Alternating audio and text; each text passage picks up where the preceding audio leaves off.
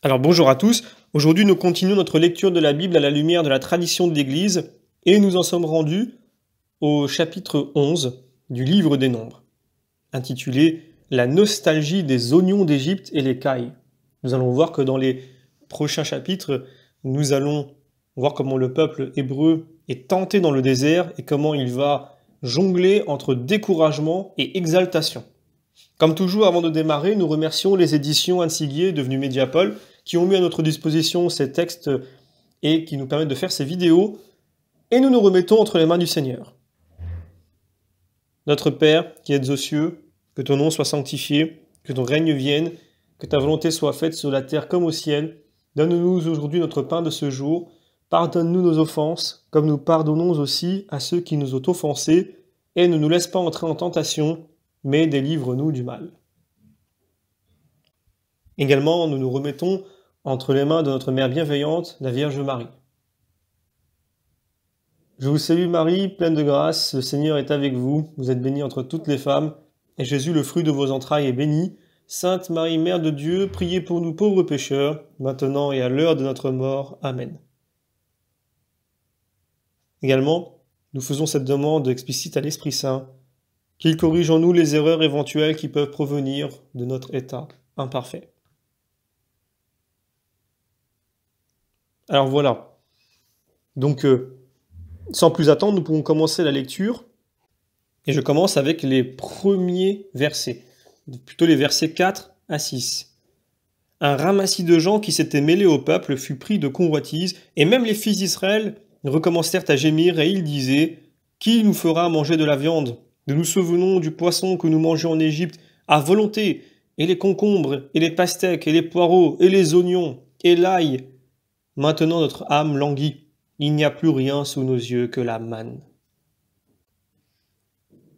Alors, on voit tout de suite la déception des Israélites, cette nostalgie, ce regard en arrière, qui n'est pas bon puisque Dieu les a fait avancer, Dieu les a mis en ordre de marche.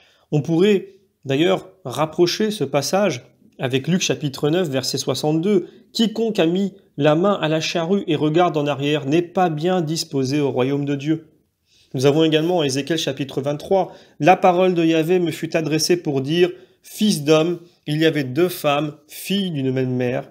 Leur nom, Ohola, désigne Samarie, et Oholiba, Jérusalem.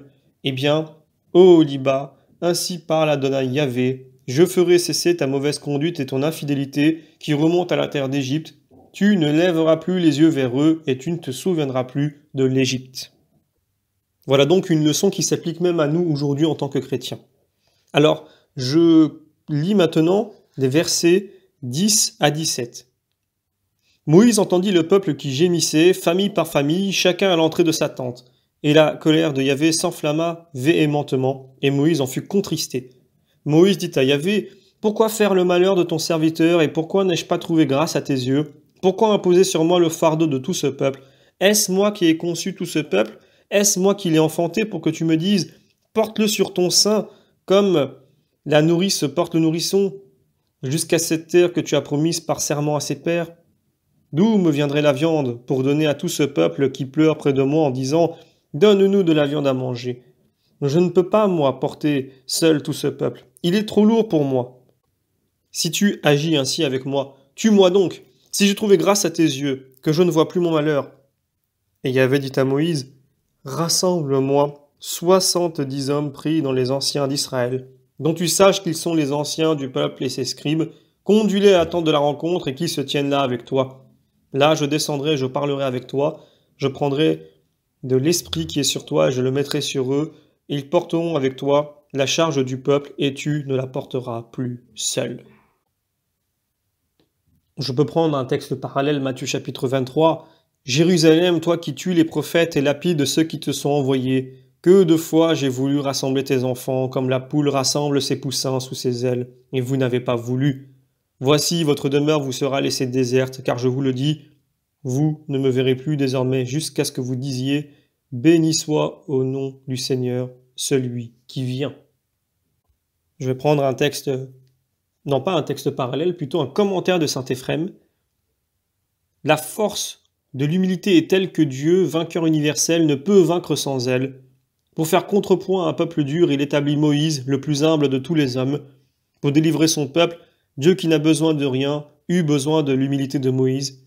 Il fallut que la douceur de celui qui supporta le murmure et la colère d'un peuple exaspéré. Quand l'orgueil agitait le peuple, l'humilité par la prière apaisait les révoltes. Si l'humilité d'un homme qui bégayait sauva 600 000 hommes, combien en sauvera plus encore l'humilité de celui qui rend les bègues éloquents? Car l'humilité de Moïse ne fut que l'ombre de l'humilité du Seigneur.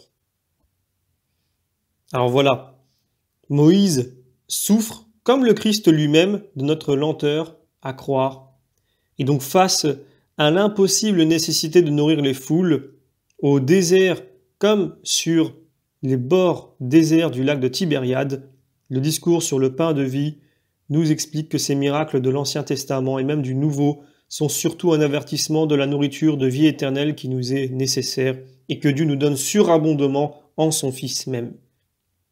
D'ailleurs, le parallèle se poursuit dans la réalisation du miracle. Et je continue la lecture. Et dit au peuple, sanctifiez-vous pour demain et vous mangerez de la viande, puisque vous avez pleuré aux oreilles de Yahvé en disant, qui nous fera manger de la viande? En Égypte, nous étions bien. Yahvé nous donnera de la viande et vous en mangerez. Ce n'est pas un jour que vous en mangerez, ni 2 jours, ou 5, ou 10, ou 20, mais un mois entier, jusqu'à ce qu'elle vous sorte par le nez et que vous en soyez dégoûtés, car vous avez méprisé Yahvé qui est au milieu de vous, et vous avez pleuré devant lui en disant, pourquoi être sorti d'Égypte? Et Moïse dit, le peuple qui m'entoure est de 600 000 hommes, et tu dis, je leur donnerai de la viande et ils en mangeront un mois entier. Égorgera-t-on pour eux brebis et bœufs et cela leur suffira-t-il? Ou si l'on ramasse pour eux tous les poissons de la mer, cela leur suffira-t-il? Et Yahvé dit à Moïse, le bras de Yahvé est-il raccourci? Maintenant tu verras si ma parole se réalise pour toi ou non. Alors je vais prendre quelques textes parallèles, Osée chapitre 11. Avec les cordes d'hommes je les menais, avec des liens d'amour. J'étais pour eux comme celui qui enlève un joug de dessus leur mâchoire, et doucement je les faisais manger, et il ne reviendra pas au pays d'Égypte. Matthieu chapitre 15. Jésus, ayant appelé ses disciples, leur dit « J'ai compassion de cette foule, car depuis 3 jours déjà ils sont avec moi, et ils n'ont pas de quoi manger. Je ne veux pas les renvoyer à jeun, car ils tomberaient d'épuisement sur la route. » Les disciples lui disent « Comment pourrions-nous, dans ce désert, trouver assez de pain pour rassasier une si grande foule ?» Je lis maintenant les versets 24 à 30. Moïse sortit et redit au peuple les paroles de Yahvé. Il réunit 70 hommes pris parmi les anciens du peuple et les fit se tenir autour de la tente. Yahvé descendit dans la nuée, il parla à Moïse, il prit de l'esprit qui était sur lui et il en donna aux 70 hommes, les anciens. Et il arriva qu'au moment où l'esprit se reposa sur eux, ils prophétisèrent, mais ils ne recommencèrent pas. 2 hommes étaient restés dans le camp, le nom de l'un était Eldad et le nom de l'autre Médad. L'esprit se reposa sur eux car ils faisaient partie des inscrits, mais ils n'étaient pas sortis pour aller à la tente, et ils prophétisèrent dans le camp.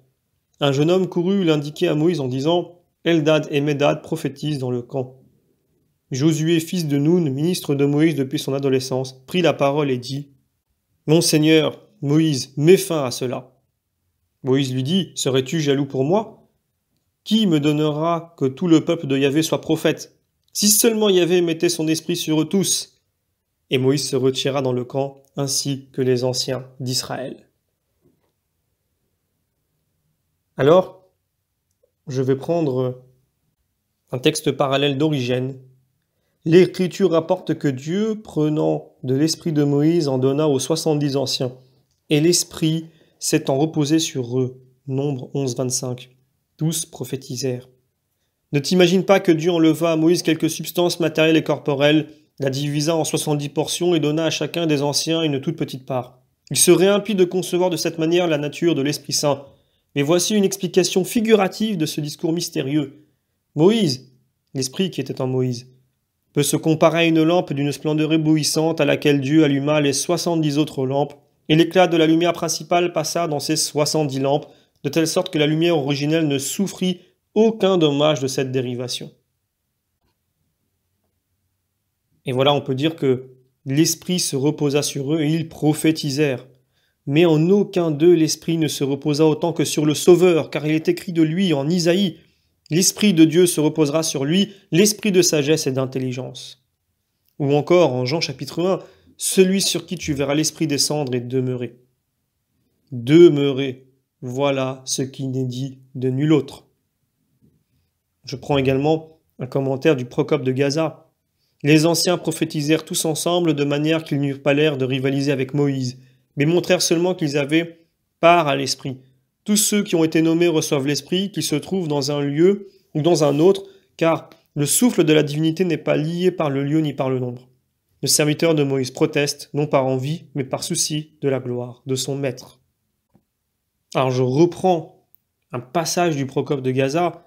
Les anciens prophétisèrent tous ensemble de manière qu'ils n'eurent pas l'air de rivaliser avec Moïse, mais montrèrent seulement qu'ils avaient part à l'Esprit. Tous ceux qui ont été nommés reçoivent l'Esprit, qui se trouve dans un lieu ou dans un autre, car le souffle de la divinité n'est pas lié par le lieu ni par le nombre.